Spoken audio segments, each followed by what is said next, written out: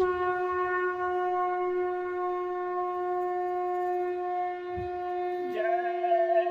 गुरुदेव। जय गुरुदेव।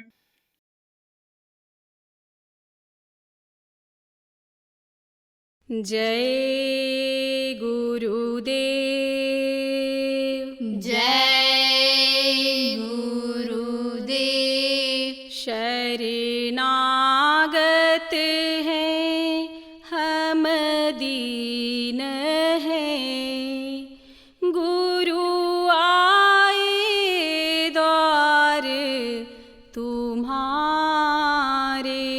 शरणागत है हम दीन हैं, गुरु आए द्वार तुम्हारे। हम ऐसे वैसे जैसे भी हैं, बालक हैं नाथ तुम्हारे। हम ऐसे वैसे जैसे भी हैं, बालक हैं नाथ तुम्हारे। श्वास श्वास हम भूल करे प्रभु, श्वास श्वास हम भूल करे प्रभु। पल पल गिरते जाऊं मैं, पल पल गिरते जाऊं मैं। एक पग आगे दो पग पीछे, एक पग आगे दो पग पीछे। तुम तक कैसे आऊं मैं, तुम तक कैसे आऊं मैं। गिरते का गुरु कौन सहाय, गुरुवर तुम बिन कौन संभाले। गिरते का गुरु कौन सहाय, गुरुवर तुम बिन कौन संभाले। गुणधारी हो आप गुणहीन हूँ मैं, गुणधारी हो आप गुणहीन हूँ मैं। गुरु जी तुम अंतर्यामी हो, गुरु जी तुम अंतर्यामी हो। अनजान है हम पल की ना जाने, अनजान हैं हम पल की ना जाने। गुरु जी तुम घट घट के वासी हो, गुरु जी तुम घट घट के वासी हो। हाथ पकड़ी प्रभु राह दिखाओ, हम राही पथ भूले हैं। हाथ पकड़ प्रभु राह दिखाओ, हम राही पथ भूले हैं। चरणन लागे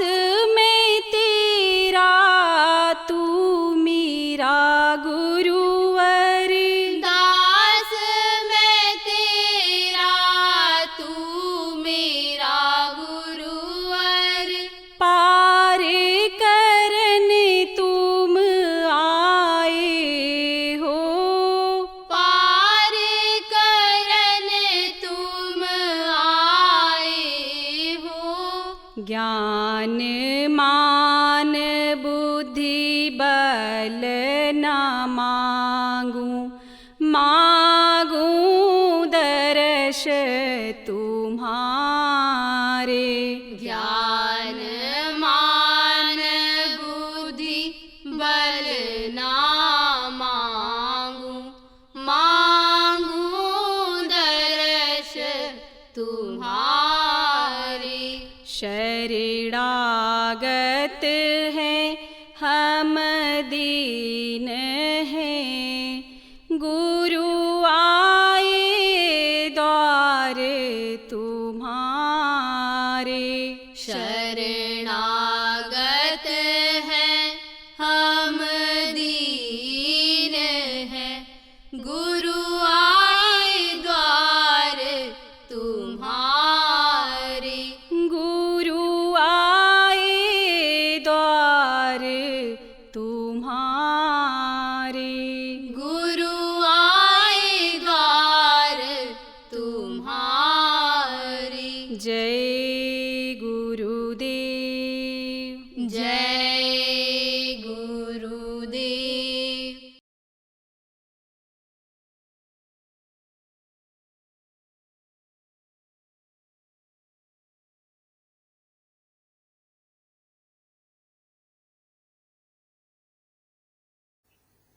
अनमोल चीज मिली जो रुपया पैसा धन दौलत से खरीदी जाने वाली चीज नहीं है।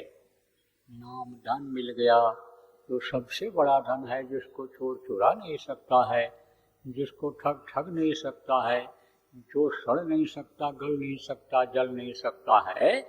और यहाँ इस दुनिया में भी साथी है, इस दुनिया में मददगार है, इस दुनिया में भी कीमती है, और ये दुनिया छोड़ने के बाद भी ये काम आता है, तो वो नाम लेने का कोई फ़ायदा नहीं मिल पाता है। यहाँ तक कि लोग नाम भूल जाते हैं। इसलिए प्रेमियों, बहुत सजग रहने की ज़रूरत है। सजगता अगर नहीं रहेगी, निरख परख अगर नहीं रहेगी, तो परमार्थी रास्ता मिलते हुए, समर्थ गुरु मिलते हुए भी हम भटक जाएंगे। इसलिए हमको, आपको, सबको अपनी निरख परख बराबर रखनी चाहिए। और संत मत में गुरु से सब कुछ होते हैं। गुरु ही सृजनहार, गुरु ही रखवाले, गुरु ही देने वाले, गुरु ही अनेक सहारा होते हैं। इस भव सागर में डूबते हुए के सहारा होते हैं। तो गुरु का ध्यान कर प्यारे, बिना इसके नहीं छूटना। गुरु का ध्यान तो हम करते हैं, लेकिन ध्यान मूलम गुरु मूर्ति, गुरु की मूर्ति यानी गुरु का चेहरा सामने नहीं आता है। यहाँ तक कि जो गुरु का दर्शन करते हैं, ये हुए वो भी चेहरा भूल जाता है। और वो तेज, वो प्रकाश, वो आभा जो मौजूदा गुरु में रहती है, और वो दर्शन जब करते हैं, हमको से आंखें मिलती हैं, धार एक दूसरे से जुड़ती है, वो फोटो में तो मिलता नहीं है, क्योंकि फोटो जड़ होता है। इसलिए जब मौजूद रहते हैं गुरु, तब कहा जाता हो सके तो रोज करो, दूसरे दिन करो, तीसरे दिन करो, 15 दिन में एक बार करो, महीने में एक बार करो, 3 महीने में एक बार करो, 6 महीने में एक बार करो, और बरस दिना में दर्शन कीना। कबीर साहब ने कहा कि बरस एक वर्ष में जिसने दर्श नहीं कीना, गुरु का दर्शन एक वर्ष में भी किसने नहीं किया, तो बरस दिना में दर्श न कीना। और ताको लागे दोष, कह कबीर वा को कभी न हो गए मोक्ष, फिर उसकी मुक्ति मोक्ष नहीं होती है। और दोष लगता चला जाता है कर्मों के अनुसार, क्योंकि गुरु बिन मैलो मन को धोई, गुरु ही अंतरात्मा की सफाई करते हैं। तो गुरु का दर्शन बराबर होते रहना चाहिए, करते रहना चाहिए। अब मान लीजिए कि गुरु चूल्हा छोड़ करके चले गए, संसार दुनिया से चले गए, तो अब कैसे गुरु का दर्शन होगा?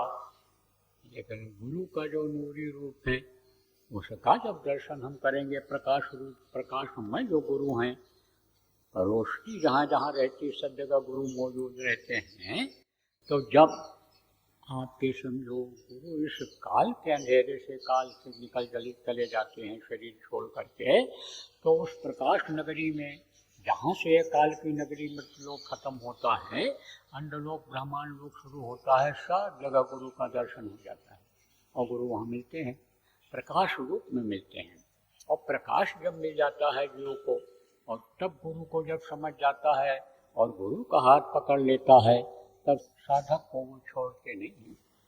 तो देखो बाहर से तो देखा ही जाता है, दर्शन किया ही जाता है, लेकिन अंतर में दर्शन होना गुरु का जरूरी है। नूरी रूप का उनका दर्शन करना चाहिए। आप बाहर से तो एक नज़र भी ऐसे देख लोगे, आप बाहर से एक नज़र अगर किसी को देख लोगे तो पहचान जाओगे, लेकिन अंदर में ऐसा नहीं होता है। अंदर में तो एक जगह पर दोनों आँखों को टिकाना पड़ता है। बाहर से भी अगर देखो, एक ही रूप के दो आदमी, तीन आदमी हों, उनको अगर आप देखोगे नहीं तो ऐसे देखो कोई कोई जल्दी पहचान में नहीं आता है, कोई कोई पहचान में नहीं आता है। तो पहचान में जब नहीं आता है तो उसको ऐसे देर तक देखते हैं, तब पहचान में आता है। दोनों आँखों से दृष्टि को टिकाना पड़ता है। ऐसे अंदर में भी दोनों दृष्टि को एक जगह पर टिकाना पड़ता है, एक जगह पर रोकना पड़ता है, तब उसमें गुरु का नूरी रूप दिखाई पड़ता है। उसका अभ्यास करना जरूरी है। आप ये समझो प्रेमियों कि दोनों के जब तार मिलावे, समझा, तब समझो कि जो झनकार की आवाज़ सुनाई पड़ेगा, तब वो प्रकाश मिलेगा आपको। तो ये दोनों आँखों को एक जगह पर टिकाना चाहिए, आदत डालनी चाहिए। जहाँ भी कहीं थोड़ा सा मौका मिल जाए तहाँ आदत डालो। मन की जिस चीज़ की आदत बन जाती है उसको मन करवाता ही करवाता है। जैसे दुनिया के खाने पीने ऐश आराम की आदत आदमी की बन जाती है तो मन उसको करवाता ही करवाता है, जिसमें लग जाता है। ऐसे ही जब मन लग जाएगा ध्यान लगाने में तो ध्यान लगाना ही लगाना रहेगा। और ये तो है नहीं, ये इतना दिन का कोर्स है। जैसे ये बाहर की पढ़ाई का कोर्स होता है कि 3 साल का कोर्स, 4 साल का कोर्स, 5 साल का कोर्स, 1 साल का कोर्स, बच्चे पढ़ेंगे, इतना वर्ष जब पढ़ेंगे तब ये वकील हो पाएंगे, डॉक्टर हो पाएंगे, तब ये 10 समझो कि ये ग्रेजुएट जिसको कहते हैं, स्नातक कहते हैं, बन पाएंगे। ये तो इसमें है नहीं।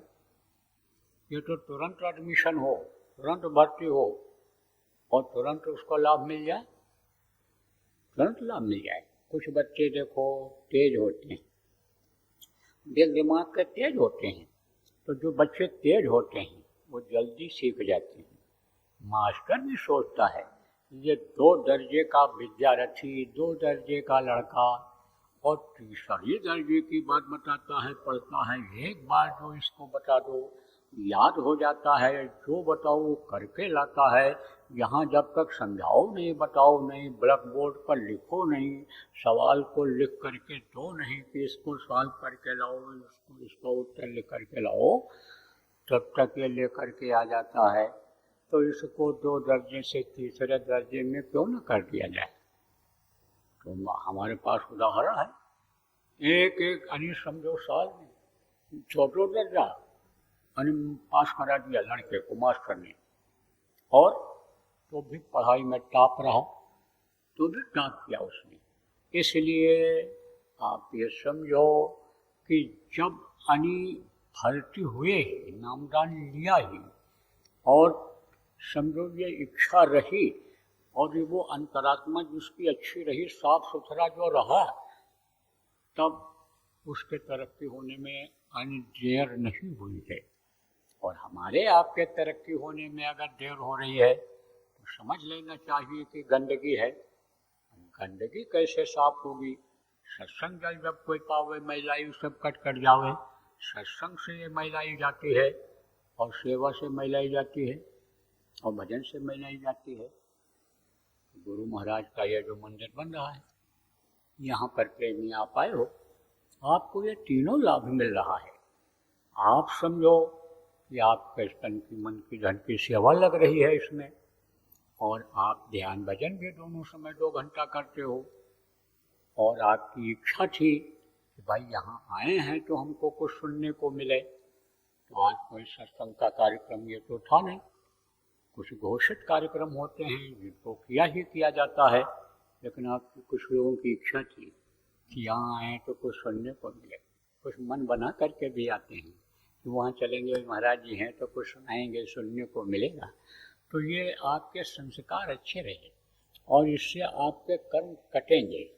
अब आप देखो, सेवा भी करते हो, भजन भी करते हो, इसमें बस आपको विश्वास हो जाना चाहिए, गुरु पर विश्वास हो जाना चाहिए, अपने पर विश्वास हो जाना चाहिए।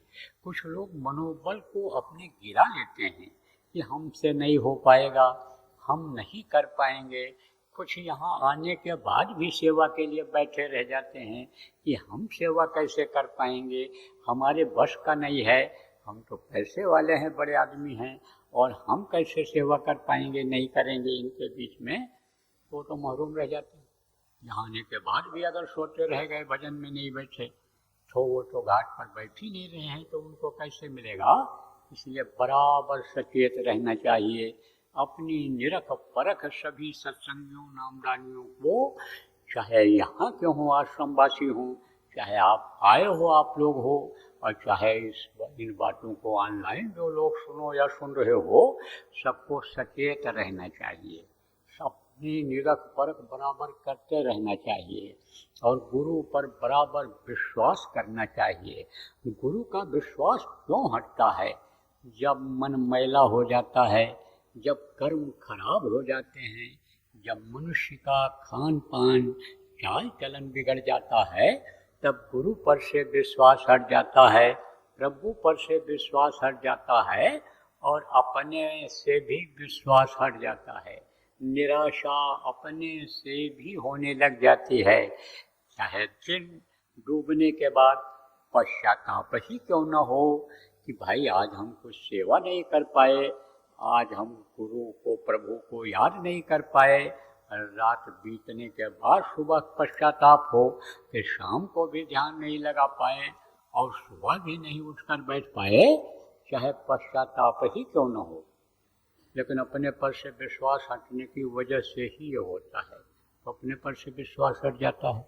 इसलिए सत्संगियों को बराबर ध्यान रखना चाहिए, खान पान गड़बड़ न होने पावे, चरित्रहीनता न होने पावे, ऐसा कोई नशा शरीर के अंदर न आनी जाए कि जिसकी वजह से बुद्धि खराब हो, जिसके वजह से उसका असर इंद्रियों पर पड़े।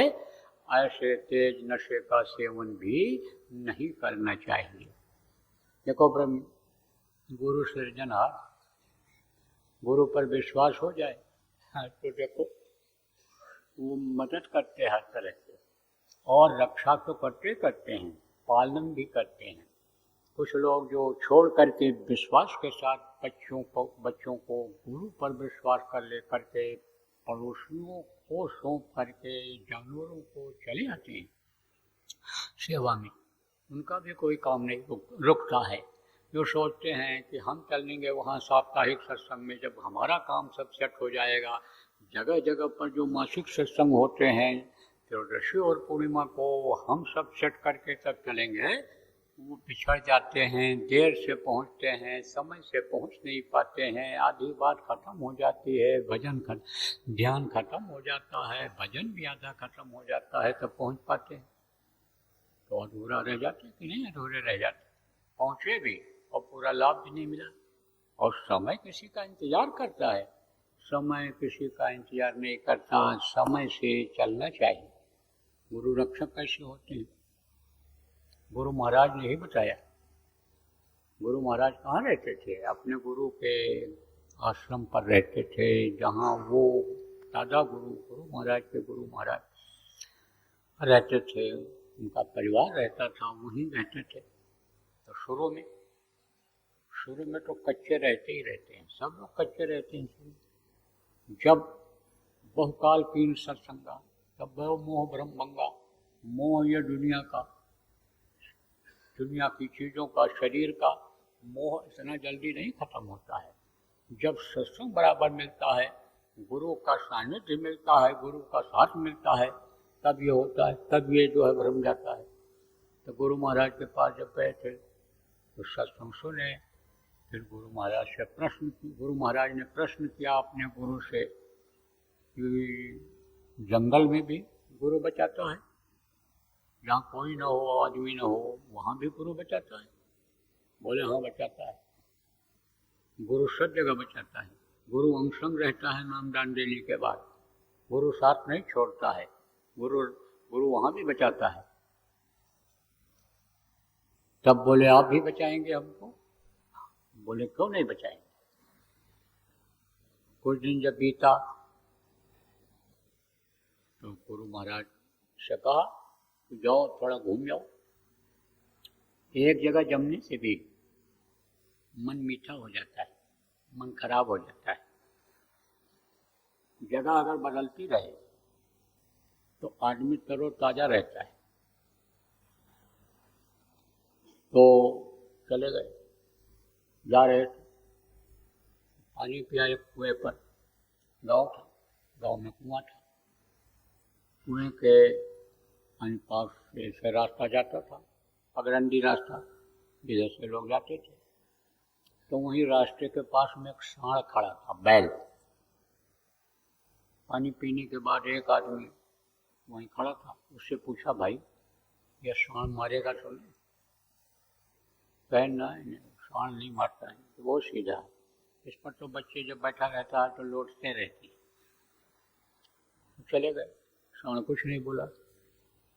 कुछ दूर जाने के बाद गाय चर रही थी, वही जिधर से रास्ता था उससे थोड़ी दूर पर गाय थी। गायों के बीच में वो सांड दिखाई पड़ा।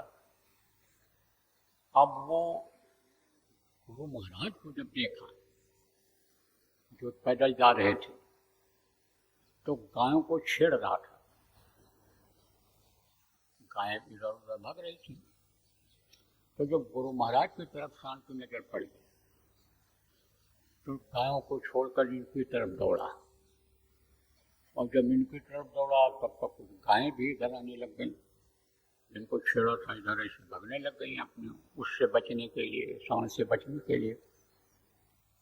बिल्कुल नजदीक आ गया, मालूम पड़ा कि अभी उठा के फेंक देगा।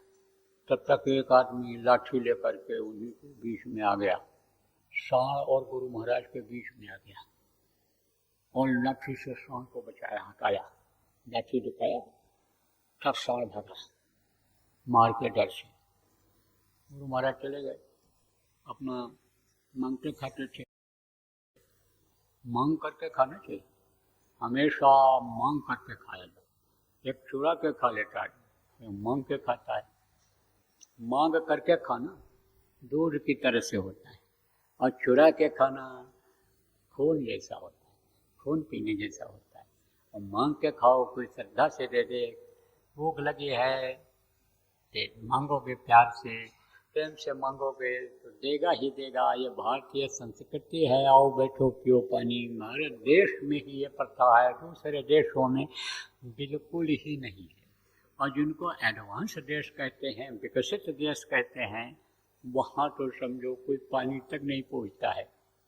वहाँ तो बस मशीन की तरह से चलते रहते हैं, पैसा कमाने के चक्कर में चलते हैं, रहते पैसा कमाने के चक्कर में ही रहते हैं। भारत में ये चीज़ है, भारत में कहीं भी चले जाओ, और गाँव में ज़्यादा है। दरवाजे पर पहुँचोगे तो पानी पूछेंगे, दरवाजे पर पहुँचोगे समय से तो रोटी पूछेंगे। कहते हैं भाई पुण्य मिलता है खिलाने से पिलाने से। आप करते हैं, हमारे कर्म जो बन गए वो करते हैं, होता है, लेना देना आधा होता है। तो दादा गुरु ने उनसे कह रखा था, गुरु महाराज से, मांग के खाना, एक जगह बैठ के मत खाना, और एक घर से मत लाना, कई घर से लाना।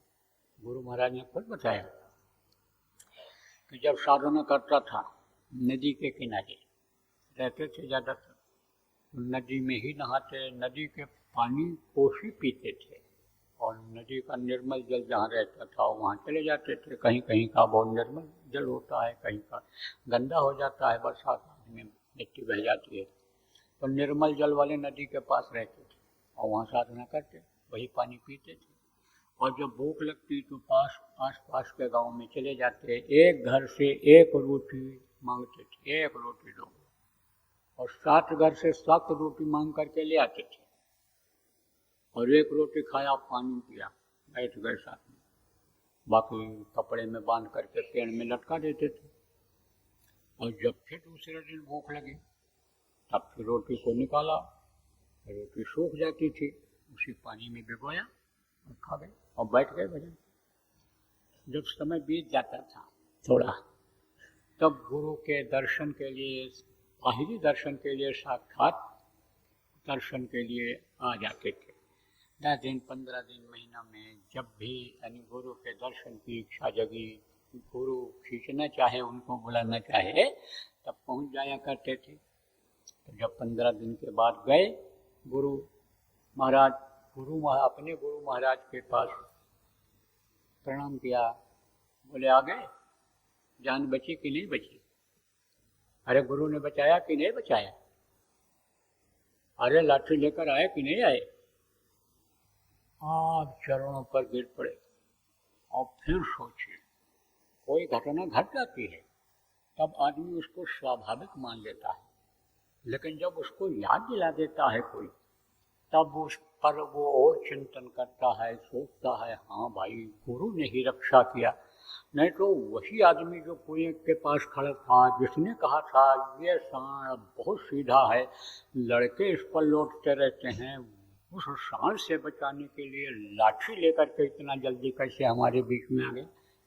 चरणों पर गिर पड़े, बोले आपकी महिमा अनंत है। जो कहा गया है कि सतगुरु की महिमा अनंत, अनंत किया उपकार, लोचन अनंत उहारिया, अनंत दिखावन हाथ। गुरु रक्षक हैं, गुरु मददगार हैं, लेकिन गुरु को हम न भूलें और गुरु के बताए रास्ते को न भूलें, उस पर अगर चलते रहें तो प्रेमियों कि इस झमेले में नहीं पड़ेंगे, फंसेंगे नहीं, रहेंगे इसी दुनिया संसार में, लेकिन इसमें फंसेंगे नहीं।